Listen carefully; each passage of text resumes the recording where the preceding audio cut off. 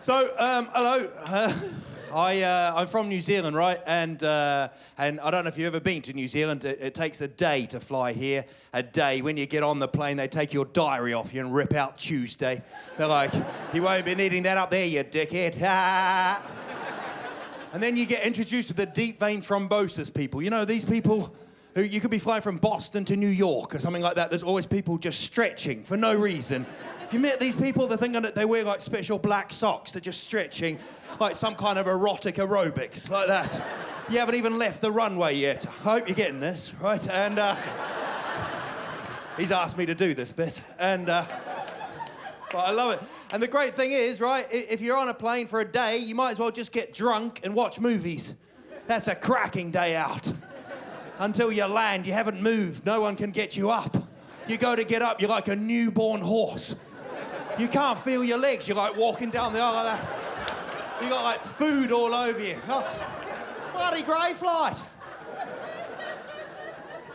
But being from New Zealand, we're quite a humble nation, you know. We have like the Australians are our biggest rivals. They're kind of like America and then like the rest of the world, really. And we sort of don't get on with them, you know. They're nice enough. They don't have a measurement device in Australia. No measurement device. They've replaced it with the word shitloads. Seriously, you just have people like measuring for wood. Oh, how much wood do you reckon? Oh, I'll have a shitload of wood. People in supermarkets going, how much cheese you want? Oh, I'll have a shitload of cheese. Person behind the counter knows exactly how much cheese they need. I travel quite a lot. I live in Sweden now, and I travel from the north to the south. It takes months, right? Like Gandalf got off, he couldn't be asked, and it's an amazing. I do the night train, the sleeper train. You have them in Canada, I believe, and you get on there. I was in the bottom bunk. This is how I normally sleep, which kind of freaks my wife out, to be honest. I was just sitting there like Karate Kid over the top of her. And I was just in there enjoying myself, not in that way yet, but So this guy comes in, he's like, hey, and I'm like, hello. I didn't open my blanket, didn't know him that well, you know. Hello, like that, right? We get talking, it's brilliant, we get chatting away. I've known him for about 30 seconds, decides to take his clothes off, doesn't he? Yeah, judging by your reaction, that's quite a normal thing to do on a train. In my world, you don't do that. You put 3 towels around you and go against the wall, just in case there's a squirrel with an iPhone or something like that, you know. Put it on YouTube, 3 hits. And this guy takes his clothes off, gets to his underwear, gives it a bit of a shake, right? He hasn't touched mine, he's just touching his, right? And then he peels his underwear off. Right, peels his underwear off. You've got to remember at what height I'm at during this whole story, right? I'm down here, I'm on the bottom bunk, I'm on cop cam, that's where I am.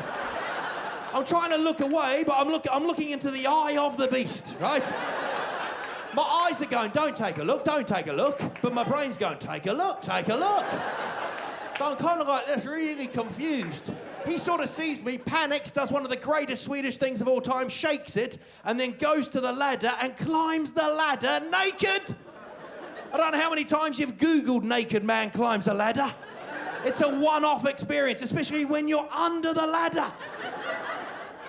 But being from New Zealand, we're quite like, you know, like the Canadians, we've got the same attitude as you people. I like that, you know. I like what the attitude you've got here. It's that kind of, you know, you see someone smiling in the street and you're like, what the fuck is wrong with you? I find that heartwarming, you know. And I've been walking around, I take photos. I love taking photos because we're in that digital age now, aren't we? You know, we've gone away from 36 photos. Do you remember those days? That's all you had was 36 shots. 24 if you didn't have much money. And your mum would go, don't you touch that camera, we've only got 2 left. It's Easter next year, don't you touch that camera. And you'd see your dad in the back garden with a hula hoop naked or something like that. Don't take a photo of that. It's just your dad experimenting. Now we don't care, do we? Like, Facebook tag. We really don't care. And what we do is we take a photo here, and then that person who's in the photo wants to see the screen. We want to see ourselves. We run up like this, and we grab the camera and, oh no! Delete it! I look stupid! And you grab the camera off and we go, no, that's what you look like. That's your face. One of my greatest photos I ever I met one of my heroes. You've got to get a photo or else there's no proof, right? And I met Bono, you know, the guy from the little hobbit from Ireland. Little Bono, beautiful day. You know, that guy. Tiny, don't let it get away. Tiny he is. Tiny. And I met him and I thought it was going to be the best experience of my life, right? And I went to kind of shake his hand. You know those moments in your life where your brain's like an iPod shuffle and you don't know what's going to come out? You know, like, I don't know if you do it here, the double kiss, do you do it here? Yeah. So in Belgium and Holland, they do it 3 like that. You don't know what's going on.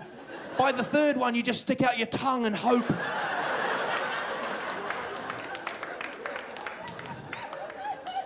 I met Bono, right? I went to shake his hand. Bono's like this, hello, like this, right? That's how he talks, right?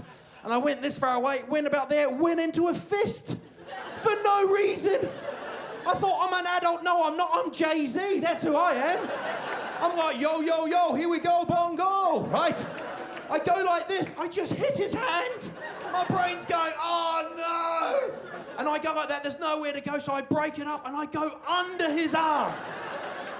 It's the most excruciating thing. I get to his elbow, and I just start shaking his elbow. I've got one of my heroes going like this. It was brilliant.